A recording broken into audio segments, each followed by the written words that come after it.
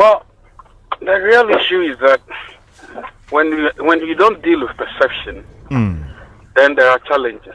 But you see, it's beyond perception, really. I mean, those of us who are closer to the action will tell you that it's just beyond perception. Maybe the perception has been fed well because of the, if you like, the lackluster nature of the government, Addo especially, not so interested, making statements that suggest, even before investigations are done into alleged corruption, that, oh, well, he thinks that somebody would come out better and all of those. So those comments don't evoke any sense of, should I say, responsibility. And I suspect that it's not just the number of the issues, I mean, if you like, scandals per se, that are the reason, but it's actually the behavior. Look at what we did to Domelevo. I mean, which civilized country does that? That you, an auditor general, goes after a state minister whose position should never have been created in the first place. The senior minister's position, even though it was scrapped, was one of the most wasteful enterprise. Did you know that the senior minister's job, the only thing he did in that office was to edit and paper the NDC did on the public sector reform? That's what they did. They never did anything, no serious work. And then when it turned out that at some point he's spent money unwisely, look at what we did. Autocratically removed him from power. Who does that? I mean, if you did that, you're just telling everybody that you aren't serious about fighting corruption at all. There have been a number of issues. I mean, look, we can't count all of them right now. Some of them have never been solved, really. So that's what feeds into the perception. But I was talking about being close to the action. My organization, as well as that of ASEP, we did an analysis of about over 1,000 procurement contracts that have occurred, that have happened between somewhere between 2016 and now. You'll be amazed to notice that over 70% of the contract did not pass. 97% of procurement. Procurement. I mean, that procurement being done well. Over 90% of the procurement. Well, 70% of the procurement would show that the what's it called? It went through some particular system, right? Like the system authentication. But if you look closely, you realize that the number of the contracts that went through were actually not so. I mean, the sole source contract were of higher value than the ones that were not sole source. But that's not the point. The point is that over 70% of them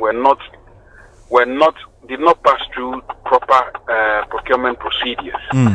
So there you are. I mean, if you thought that you needed an example of what really has been happening, there you are. And by the way, it's not really just under this administration. Anyway, but it is fair to make the point that under Nanado's administration, indeed, corruption perception has been worse. You know, his best performance is John Mahama's worst performance. I'm sure you know that. And John Mahama's worst performance is Nanado's best performance. Sadly. You're telling me? Yeah, that's true. I mean, just look at the records. From the time the NDC was in power, when what's it called? John took over from I think 2012 thereabouts to when he was leaving 2016, power. Yeah. So that's the record.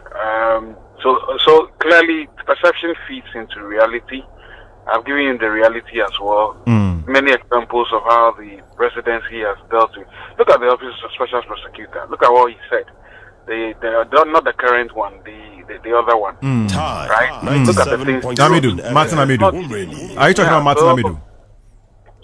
So, my brother, this one is not any politics. You see, the thing about Ghanaians is that anytime you're having these discussions, they tend to reduce it to politics. It's because some people don't like me. For me, I don't care really, because I don't belong to any party. I don't give care two hoots about all of this. By the way, I'm only interested in the development of Ghana. In fact, the amount of hours we spend churning work done, if people knew the things we do, all the work we do, the analysis you read about, nobody pays for them.